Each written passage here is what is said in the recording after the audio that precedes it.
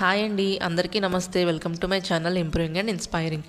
ఈరోజు నేను మీతో షేర్ చేసుకోబోతున్న topic developing healthy coping mechanisms. అంటే మనకి ఏదైనా ప్రాబ్లమ్స్ వచ్చినప్పుడు అవాయిడ్ చేయకుండా ఎలా హెల్తీగా కోపింగ్ అంటే ఎదుర్కోగలము అని. లైఫ్ ఎప్పుడు స్మూత్గా వెళ్ళదండి.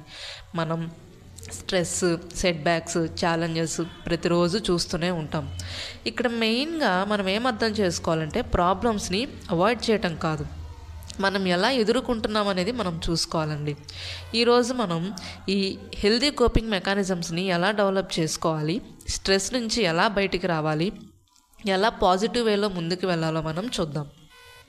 అసలు ఇవి మనకెందుకు మ్యాటర్ అవుతాయి?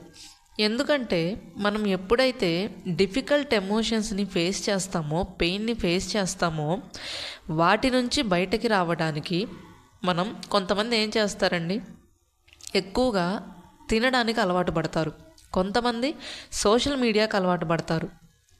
ఎందుకు? వీటి వల్ల వాళ్ళు ఫేస్ చేసే పెయిన్ని టెంపరీగా వాళ్ళు పక్కన పెట్టగలరు, కానీ లాంగ్ రన్లో మాత్రం ఆ స్ట్రెస్ని వాళ్ళు తప్పించుకోలేరండి.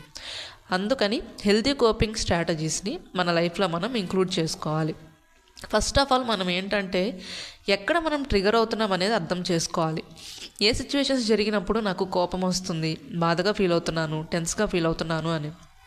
సో వన్స్ మనం ఏ సిచ్యువేషన్లో అలా ఇబ్బంది పడుతున్నాము అని ఐడెంటిఫై చేసుకున్నామంటే మనం ఆ రియాక్షన్ మన నుంచి ఏదైతే వస్తుందో ఇంపల్సివ్గా లేకుండా హెల్దియర్ రెస్పాన్స్లో మనం చేంజ్ చేసుకోవచ్చు. దీనికోసం మెయిన్గా మెడిటేషన్ ఒకటి, ఇంకా ఒక స్మాల్ వాక్ అండి. మనం నేచర్ని ఆస్వాదిస్తూ ఒక 10 to 15 minutes నడవటం, లేదు మనకి ఏదైనా డ్రాయింగ్ అలవాటు ఉంది, డ్రాయింగ్, సింగింగ్, డ్యాన్సింగ్, కుకింగ్, ఇలాంటివి ఏదైనా ఆ స్ట్రెస్ని మనం పాజిటివ్గా మార్చుకోవడానికి. ఇంకా ఏదైనా కొంతమంది క్రాఫ్ట్ వర్క్స్ అలాంటివి చేస్తుంటారు, క్రియేటివ్గా చేసుకోవడం.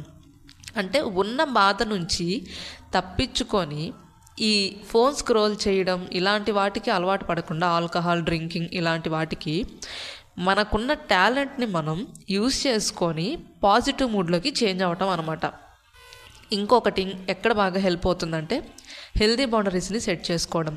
ఎక్కడైతే మన ఎనర్జీ, టైంని మనం ఎదుటి వాళ్ళకి అనవసరంగా ఇస్తున్నాము అనిపిస్తుందో, there is nothing wrong in saying no to them. ఖచ్చితంగా మనం నో చెప్పగలగాలి. స్టార్టింగ్లో ఎవరికైనా ఇబ్బందిగానే ఉంటుంది, అది ఎవరైనా కానివ్వండి. చెప్పే విధానంలో నో చెప్పడం అలవాటు చేసుకుంటే మన టైంని, ఎనర్జీని మనం సేవ్ చేసుకున్న వాళ్ళం అవుతాం.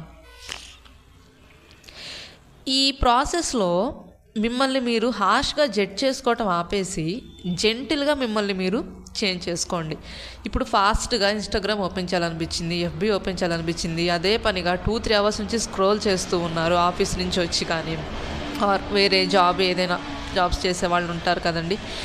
సో ఎప్పుడైతే స్ట్రెస్ ఫీల్ అవుతారో ఒక 2-3 hours అలానే కంటిన్యూస్గా ఫోన్ అనేది స్క్రోల్ చేయకుండా, మీతో మీరు హార్ష్గా ఉండకుండా జెంటిల్గా కొంచెం కొంచెంగా మీకున్న అలవాట్లని మార్చుకోవడం, ఏదైనా మీ థాట్స్ని రాసుకోవడం, మంచి మంచి బుక్స్ చదవడం, ఇలాంటివి. సో ఫైనల్గా ఏంటంటే మన స్ట్రెస్ని కంప్లీట్గా రిమూవ్ చేయలేకపోయినా ఈ హెల్తీ మెకానిజమ్స్ అనేవి మన స్ట్రెస్ని మనం ఎలా హ్యాండిల్ చేసుకోగలం అనేది మనం నేర్చుకోవచ్చండి. మనం తీసుకునే ప్రతి చిన్న పాజిటివ్ స్టెప్ కౌంట్ అవుతుంది. మనం తీసుకునే స్టెప్ ఏదైనా మనల్ని హీల్ చేసేలా ఉండాలి, హార్మ్ చేసేలా ఉండకూడదు.